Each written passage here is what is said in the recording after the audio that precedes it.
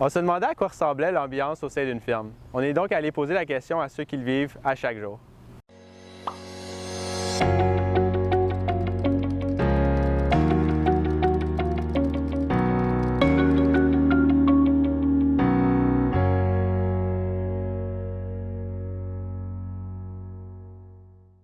Qu'est-ce que tu préfères dans ton rôle au sein de KPMG?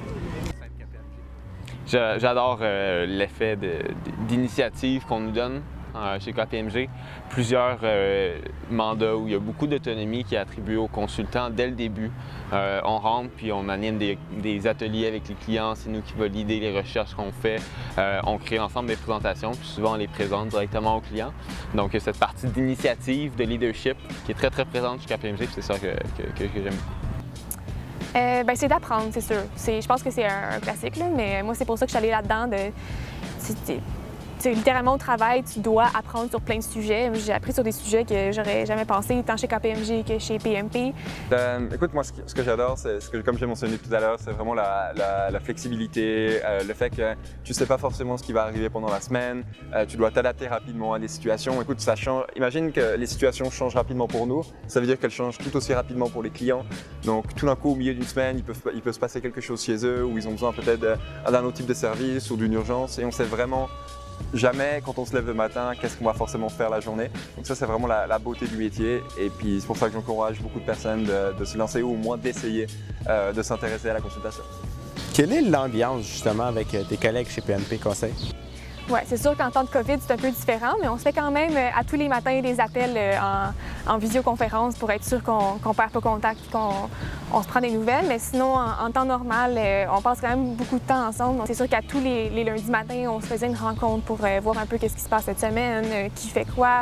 Le midi, on passe beaucoup de temps à échanger ensemble, mais vraiment sur d'autres sujets, pas juste sur le travail, mais sur l'actualité, sur des sujets qui nous intéressent. Donc ça, c'est vraiment des moments importants. Puis comme j'ai dit, on a des 5 à 7 aussi où on partage à la fois un mandat qu'on a réalisé, qu'une des équipes a réalisé, peut-être qu'on ne connaît pas. Et par la suite, là, on va prendre un verre, on jase, des choses comme ça. Je dirais qu'une particularité du bureau de Montréal que j'apprécie énormément, bon, Leverwyman, c'est une firme globale, donc on a des bureaux là, un peu partout à travers le monde. Mais Montréal, ça reste que c'est un plus petit bureau. On est une trentaine de personnes uniquement. Fait que je dirais qu'en termes d'opportunités de travailler sur des projets intéressants, on a les opportunités d'une firme globale, mais quand on revient à la maison, le vendredi, on est avec... j'ai l'impression qu'on est en famille, dans le fond. J'étais avec les quelques collègues du bureau de Montréal, puis on fait des activités en dehors du bureau. Tout ça. Fait que je dirais qu'il y a une ambiance très festive. Bien, ça, c'est quelque chose que j'aime le plus. C'est évidemment, la moyenne d'âge est assez jeune. Tu peux devenir partner assez jeune. Il y a des gens qui ont commencé leur carrière, qui sont devenus partners à 28, 29 ans. Une ambiance qui est très casual, c'est pas hiérarchique du tout. Beaucoup de jeunes personnes très ambitieuses, puis c'est un environnement qui est très, très motivant. Je dirais que c'est vraiment collégial. Puis quand je dis collégial, c'est un peu... Moi, je viens d'HEC, donc c'est à ça que je fais référence. On est chacun des équipes, on se parle dans les corridors, on fait des blagues, on fait des soirées ensemble pour célébrer les mandats, juste faire des 5 à 7 aussi. Surtout, ça c'est la partie fun, je te dirais. La partie travail, c'est vraiment collaboratif en équipe. Tous nos mandats, c'est en équipe. Si jamais j'ai une question, je vais voir n'importe qui poser la question, on va me répondre. Il n'y a pas du tout de compétitivité à l'intérieur de la firme. On travaille vraiment tous ensemble pour réaliser les mandats. Est-ce que tu dirais que c'est un défi de concilier travail et vie personnelle? Vraiment, et puis ça, je parle en mon nom, et puis je parle en quelqu'un qui travaille chez KPMG. Écoute, la firme fait vraiment des efforts pour nous donner cette liberté et puis cette flexibilité de travail qui nous permet de concilier travail, vie sociale, santé mentale, qui est un élément super important, qui est mis de l'avant vraiment chez nous aussi. Donc écoute, non, tout est fait pour que tu aies du succès à la fois à la maison, au travail, chez le client, dans tes aspirations de développement personnel qui sont pas forcément reliées au contexte professionnel. Donc non, écoute, tout est fait pour que tu aies du succès. Bien, je pense que oui, il ne faut pas... c'est un peu quelque chose que tout le monde sait de la consultation quand tu commences à t'y intéresser. Il faut que tu construises un peu aussi ta vie pourrait faire en sorte que tu sois vraiment à ton maximum au travail. Tu sais, pour moi, je sais que c'est vraiment important. J'aime ça m'entraîner, faire du sport. Donc, je vais aller un peu plus tôt le matin puis je le fais, mais j'arrive pas non plus à 6 h au bureau. Là. Tu sais, j'arrive à 8 h 30 puis c'est très correct. Il y en a qui arrivent à 9 h. Est-ce que le travail de consultant est différent de ce que tu avais imaginé? Oui. En fait, je pensais que le travail de consultant, ça se représentait vraiment comme une compétition académique. C'est sûr qu'il y a des éléments qui sont ressemblants, mais tu sais, par exemple, dans une compétition, tu es laissé à toi-même pendant 3 heures, 4 heures, 24 heures, peu importe le temps, puis tu t'en vas pitcher une solution. Donc, c'était un peu naïf, mais c'est ça mon idée. Quand je suis rentré à KPMG, je vois que l'approche est beaucoup plus collaborative.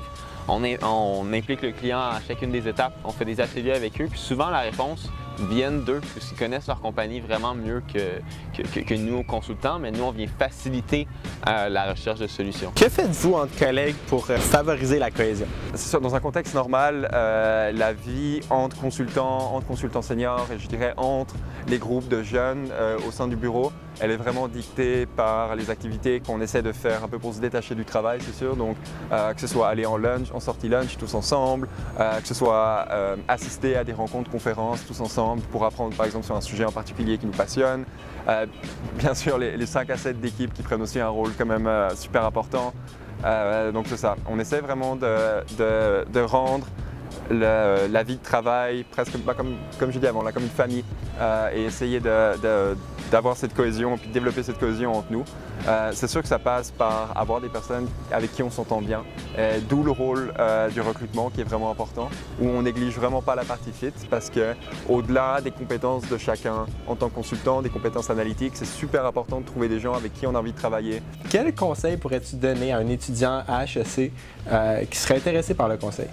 De faire vos recherches, de parler avec des gens qui le font pour essayer de vous imaginer ce que c'est. Puis c'est super difficile de faire un choix de carrière. Moi, je me souviens, j'avais fait un choix qui était très linéaire, très sans risque, parce que je me disais que ça allait être facile.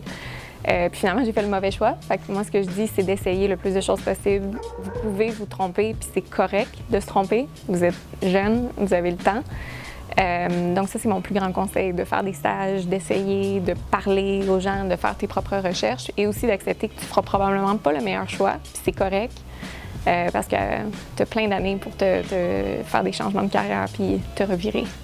Si vous êtes intéressé à la consultation, veuillez visiter notre site Internet ou notre page Facebook pour en savoir plus.